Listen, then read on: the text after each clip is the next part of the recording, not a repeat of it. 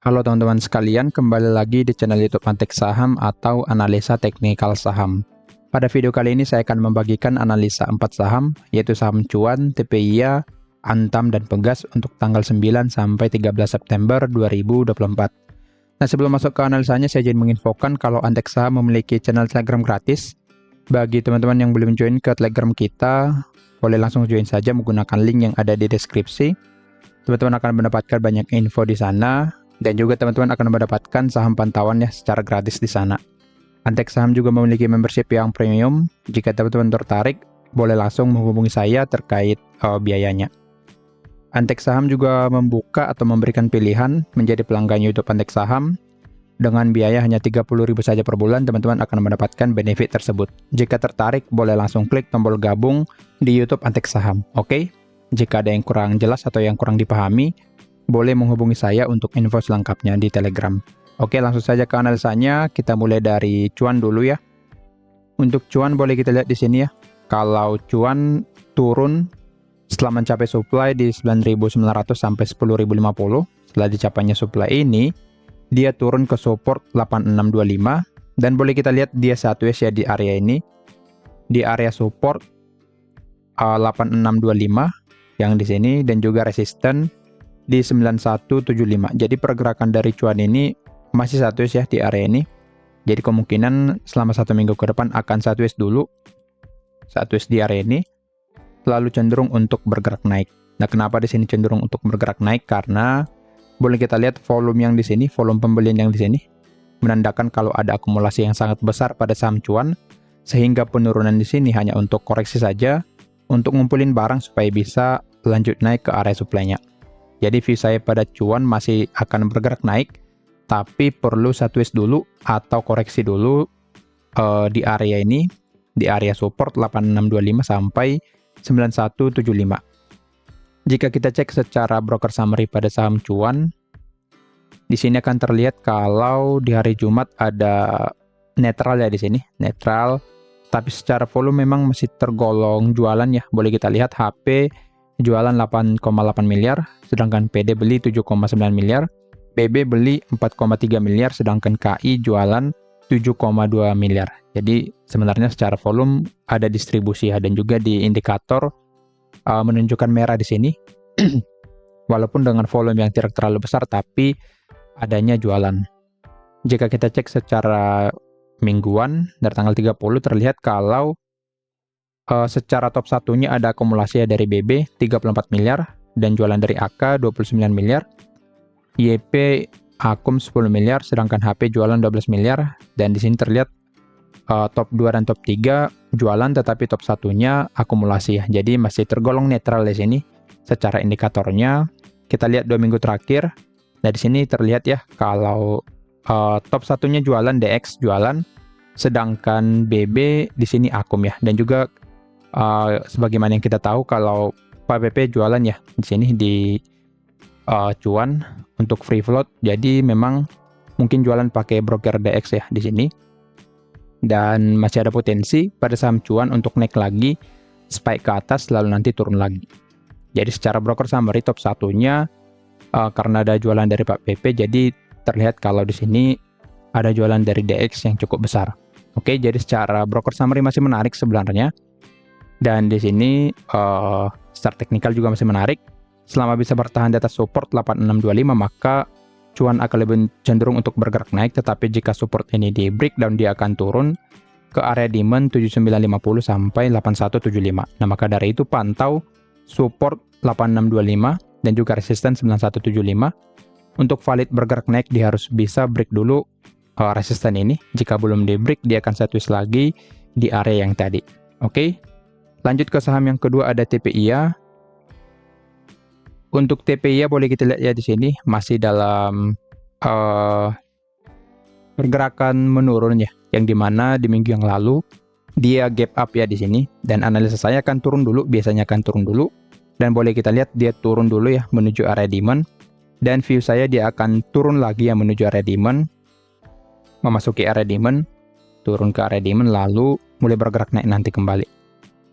Di sini target naik saya buatkan di sini ya, di 9975. kita turunkan targetnya, kemudian di 10.150, lalu di sini 10.425. Oke. Untuk valid bergerak naik ke garis yang berwarna biru, dia harus bisa break dulu garis yang berwarna orange di sini, yaitu di harga 9975. Nah, di sini. Oke. Nah, di sini boleh kita lihat sebenarnya berpotensi membuat pola head and shoulders ya di sini. Pola pembalikan arah. Jadi dia sini left shoulder, headnya, lalu right shouldernya di sini. Jadi sebenarnya sini ya. Sorry, di sini. Ini berpotensi membuat head and shoulders di sini, yang dimana pola ini menjadi pola pembalikan arah dari pergerakan naik menjadi pergerakan turun. Jadi apabila TPI breakdown demand, maka dia akan valid bergerak turun ke area demand selanjutnya di 8.400 yang di sini ya. 8.400 sampai 8.550. Nah, maka dari itu untuk TPI ya pantau demand yang di sini 9.200 sampai 9.350. Jika valid di break, dia akan lanjut turun ke demand selanjutnya, tetapi jika belum, maka dia akan naik lagi, berpotensi naik sampai resisten 9975 dulu. Boleh pantau satu demand pada TPI ya. Jika kita cek dari broker summary TPI ya, nah terlihat di sini masih akumulasi ya. Dari 2 minggu terakhir masih akumulasi dari RX, 1 minggu terakhir masih akumulasi dari RX AK, di hari Jumat masih akumulasi juga ya dari AK, BK, dan RX. Jadi secara broker summary masih menarik untuk TPI ya, tetapi secara teknikal tetap kita pantau area demand di 9.200 sampai 9.350. Oke, jadi boleh pantau satu area ini untuk TPI ya. Jika di rejection di area demand, maka teman-teman boleh buy di area demand dengan target di resisten 9975.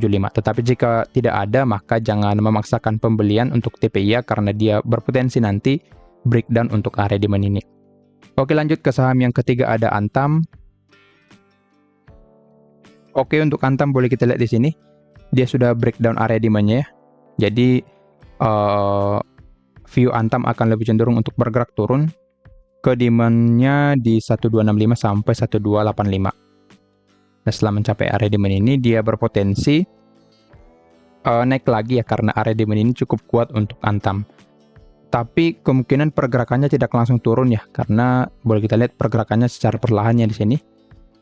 Ada potensi dia naik lagi. Nah, area ini menjadi area supply ya, karena sebelumnya area demand yang sudah di breakdown menjadi area supply. Jadi ada potensi dia koreksi ke area 1375 sampai 1405. Setelah mencapai area ini, dia akan turun lagi ke area demand-nya. Jadi ada potensi dia naik lagi untuk koreksi sebelum lanjut bergerak turun.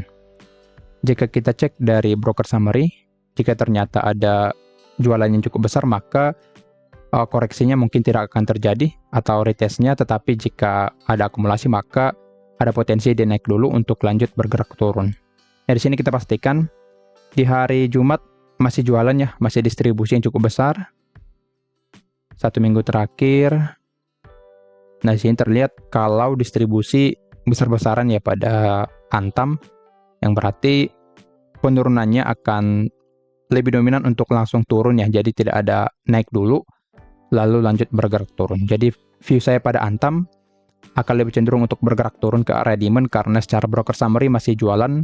Bahkan saya tarik dari satu minggu terakhir ada jualan yang cukup besar sampai 200 miliar. Jadi ada potensi atau Antam lebih berpotensi untuk lanjut bergerak turun ke area demand 1265 sampai 1285. Nah, boleh pantau nanti area demand ini. Jika ada rejection atau pergerakan sideways, maka Antam ada potensi naik lagi ke area supply-nya yang di sini. Sini saya tandai sebagai supply ya untuk Antam. Oke, jadi pantau dua area ini, area supply yang di sini, area supply yang di sini, dan juga area demand yang di sini. Oke, boleh pantau kedua area ini untuk Antam. Lanjut ke saham yang terakhir, yaitu Pegas. Oke, untuk Pegas boleh kita lihat sudah memasuki area demand kembali. Jadi memang pergerakannya lebih cenderung sideways, mengarah ke bawah sesuai analisa kita di minggu yang lalu. Dia akan cenderung bergerak turun, tetapi dalam pergerakan sideways, tidak langsung turun drastis ya. Dan boleh kita lihat sudah memasuki area pembelian atau area demand-nya. Jika kita lihat secara teknikal di sini belum ada konfirmasi untuk naik ya. Bahkan jika kita cek di time frame 1 jam masih dalam pergerakan turun. Jadi ada potensi demand di breakdown nantinya, dan perhatikan apabila terkena stop loss maka teman-teman wajib cut loss ya. Di sini stop loss-nya hanya 2%. Jadi teman-teman harus bisa cut loss nantinya jika sudah masuk pada Pegas. Jika kita cek secara broker summary pada Pegas, nah terlihat ya di sini kalau secara 1 minggu terakhir ada distribusi pada Pegas. 2 minggu terakhir masih distribusi juga dari BK, CC, AK, dan broker yang lainnya. Sedangkan yang akum rata-rata dari broker retail ya di sini.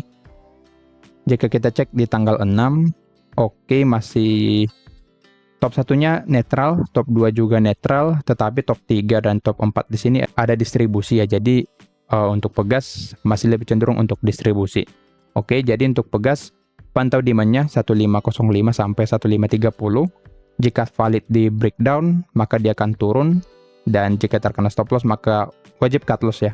Dan arah target turunnya di harga 1415 dan juga di sini 1385. Ini menjadi target turun apabila demand 1505 sampai 1530 di breakdown oleh Pegas.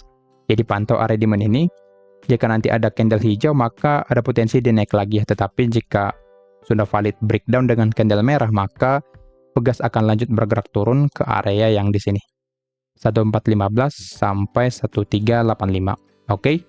Kira-kira begitu analisanya. Disclaimer on, kalau analisa ini merupakan pandangan saya pribadi, bukan ajakan untuk melakukan pembelian atau penjualan pada saham-saham tersebut. Sekian dari saya, terima kasih.